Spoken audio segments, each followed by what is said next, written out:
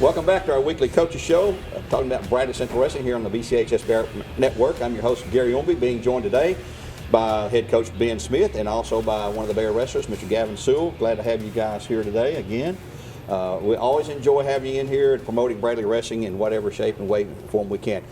As we get into this, let's talk about what may have happened last week. I know we lost a match due to the weather problem with Hickson last Tuesday, and then we had some matches besides that, though, didn't we, Coach? Yeah. So last week we were literally on the bus leaving for Hickson. Really? Man, weren't we, Yes, Gavin? And we were actually early. And Coach Hall from Hickson called and he said, "Hey, have you guys left yet?" And I said, "No, we've not." I'm actually walking to the bus now. We're doing roll call, and he said, "Well, we don't leave our administration, not Hamilton County, but Hickson specific admin." Walked outside from an interview, and they said they slipped and it was too icy, so we kept them captive on the bus for a few minutes while we figured out if we could practice, and we ended up having a good practice that day, and then we had a short practice on Wednesday afternoon, but then we had Baylor, #1 ranked team in the state overall, and defending #1 overall from last year, and they put it on us pretty good, but I felt really good about our effort. They're a good team. They are good. They've best, got two squads. They got two varsity squads. They sent their full team at us, which that's what we would have hoped for. But we won 3 matches and we lost 4 or 5 other ones in the last period. By 2. Felt like our effort was really strong, and felt like we sent a message to the rest of the state. I mean, we're the 3rd or 4th ranked team in our division. Defending state runner-ups, but there's a lot of people that they keep waiting for us to nosedive, and it just doesn't seem to happen. But so it was kind of a statement match for us, and then we had a big weekend. All of our kids were either in competition at the JV tournament at Min County or Tullahoma, and we had a great showing on the varsity level. Had 13 participants, and we had 10 finalists, 5 champs, 5 runner-ups. We had a 3rd.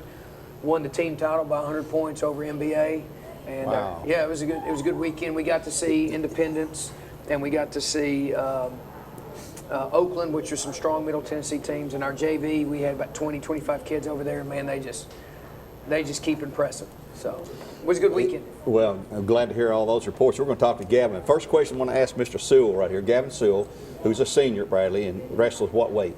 220. 220. I know when it's wrestling day because you guys are always wearing ties. You have a bow tie on today. How did that get started, Ben? I want to ask you, I guess. It goes back several years. Yeah, I mean, if I took it all the way back to the beginning of it, Coach Jackson had a high school coach named Coach Stowe at Butler High School. And it was always match day, it was shirt and tie day, and it was business day. And, it was used for the idea of, it was kind of uncommon for a high school kid to walk around in a shirt and tie. For his classmates to go, "Hey, man, why you got a bow tie on today?" And they'll go, "Well, we got a match today. Why don't you come out and support us?"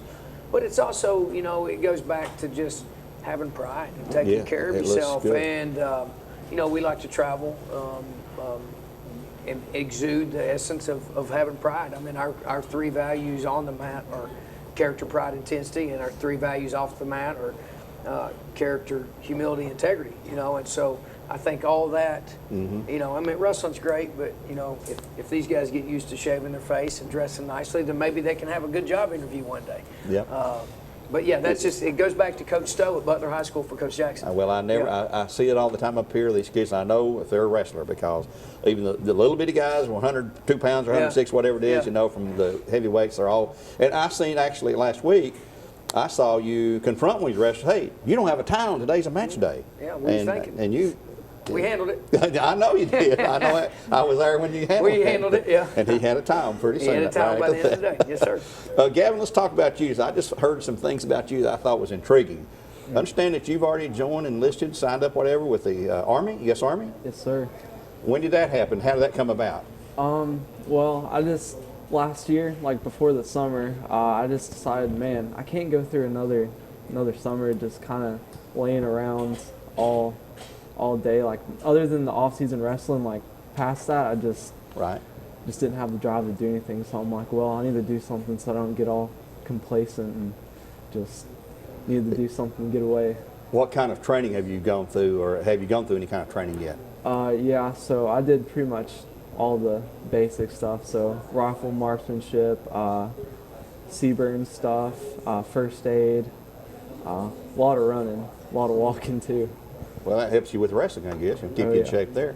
Okay, so when you graduate in May, what will that mean to you as far as that time frame? Will you go right into the Army at that point, or? I'll go to job training, so I'll be there for 11 weeks, and then when I get back, I'll get sent off to my unit, which is over here in Chattanooga, the reserve place.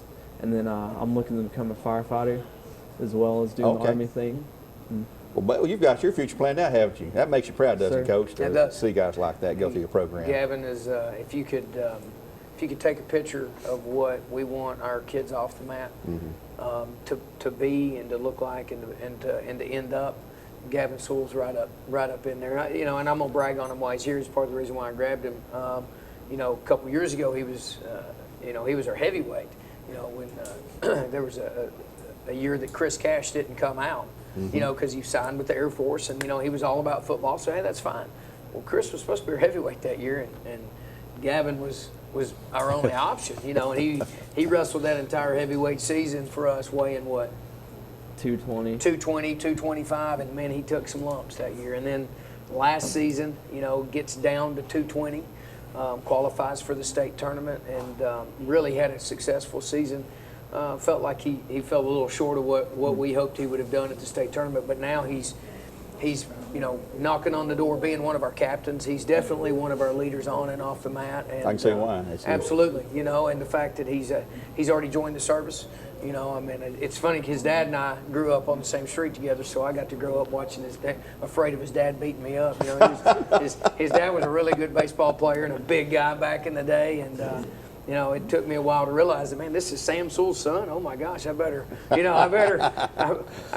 him with some velvet gloves. But no, he's Sam and his wife and his whole family have done a great job with Gavin, and he's a fine young man, and he's kind of the epitome of what we want, or wrestling in general, but what we want our program to look like.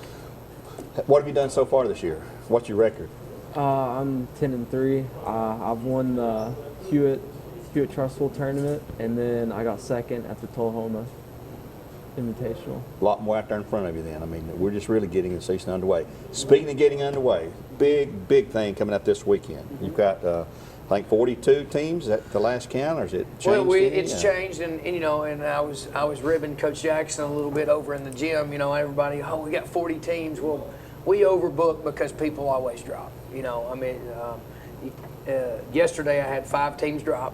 So that was a $1,300 entry fee day right there.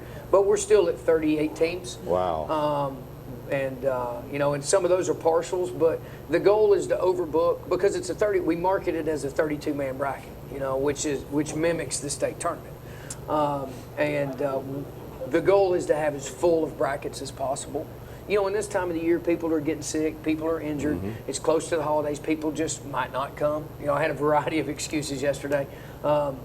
But the goal is to have a solid 24 to 30-man, 32-man bracket. But like you were asking, we've got teams from all over. We're a five-team tournament or 5-state tournament. North Carolina, South Carolina, Georgia, Alabama, Tennessee. We had a Kentucky team drop a few weeks ago, but we had 6 states at that point. North Henderson, North Carolina is coming over. They're one of the farthest teams. Got some Memphis teams coming over because they love seeing our officials. And seeing, it's not a big state, but it's a long state, so sometimes we don't see them and they don't see us. Oh, yeah. But yeah, it's I think if I remember, Gary, it's either our 27th or our 28th year. There's some debate there. I think it was either 92, 93, or 93, 94. But I know we're over 25 years. But it's our biggest fundraiser of the year, and it's just kind of it's how we send out the first semester and take a break and welcome in the second semester. Let me ask you this, talking about it is your biggest fundraiser. Admission, if you want to come in here, it's Friday, Saturday. What time does it kick off Friday? Doors will open at noon. Noon. Weigh-ins are at 1. Whistles blowing at 3. Okay. Saturday, doors open at 7. I'll be here at 6. And whistles blowing at 9. Finals. You're talking about 7 in the morning. 7 in the morning. Whoa. Yeah, oh yeah. It's a 32-man bracket squeezed into a 2-day format. You go to the state tournament, it's a 32-man bracket over 3 days. but they're got you. doing other state tournaments. So we're trying to give everybody a state tournament caliber experience, but because we don't have the 3 days, we're going to squeeze it into 2. So we got to move early now, and also we don't want to be here until midnight cleaning up on Saturday. So finals are usually in the 3 to 4 o'clock time frame. Okay. I always have a coaches meeting before we start the tournament and go, hey guys, what projected tournament time is this? If we can run it early, are you guys good with running early? But you know, I'll shoot early just to put it out there publicly. We're going to try to run the finals at 3 if we can, maybe 4 at the latest, but that's what we're looking for. Another question before we wrap it up, and I know you want to give a shout out. How about to have that many teams here? You're going to have what, 6 mats or 4 mats, or 6 mats on the main floor? All of them on the main floor. We have 3 on the main floor, 3 in the upper gym. 3 and 3 then. And it takes a lot of people to pull something like this off. I'm sure you've got a lot of volunteers, parents, and so forth. Oh my goodness! That you'd like to thank as well. The heroes, the heroes of this tournament are really the JV kids and our female wrestlers, because this is a varsity tournament. Oh, okay. And the JV kids, they work the tables. I've got to have 2 or 3 table workers at every table. I've got to have concession workers. I've got a grilled cheese table out front. I've got kids running and picking up food for the hospitality room. Ticket takers. Ticket takers, which that's Donna Pruitt. You know, Donna, she's the yeah. best. But our JV kids really step up and they serve our varsity kids, which is great, because when we host our JV tournament at the end of January, our varsity gets to serve our JV. But you got 42 teams, roughly 38, let's say 38 teams at 14 kids each. You got probably 5 or 6 coaches and that many sets of parents. I mean, we're going to have thousands and thousands of people in the gym. And my concession stand, Barbara Parker does a great job. My hospitality room, which hospitality rooms will bring teams back if you've got a good hospitality room. And we pride ourselves on having the best hospitality room in the state this side of Christmas. And Michelle Murray does a great job with that. And man, it takes a lot of people. We preach to our parents at our parent meeting. We are a family, and it takes a village. And this is the one weekend where we really all kind of come together. It's kind of like a homecoming too, because kids are back from college, people are in for the holidays, and all the alumni are back. I mean, it is kind of a homecoming. It's Bradley Wrestling's homecoming in a way. And with all of those out-of-town teams, you know we're going to be filling up some restaurants outside here and hotel rooms and things like that too. Oh, for sure, yeah. It's a good economic boost for the whole county. It's a big economic boost. Yeah. So, we're just glad to give back and raise some funds for our program and sleep in our beds for one Friday night rather than traveling, so. Well, Coach, we're glad to have you here again this week. This will be our last show before the Christmas break. We'll talk about all this when we come back. Yes, sir. Our first back. Thank you, Gavin Sewell, our senior guy who's already in the Army and making Bradley Central proud, and always repping Bradley on the floor, on the mat, in the classroom. And I had him in class about 3 running weeks there for a while there. And he was always a star student there. He's top notch. He's top notch. We're going to wrap it up now for Bradley Central Wrestling. This is the BCHS Bear Network. I'm your host, Gary Ownbey. You can see this on YouTube, also on Facebook, on the BCHS Bear, BCHS.tv. You can tune in there and watch as well. Until next year, we'll say Merry Christmas, Happy New Year, and God bless, and go Bears.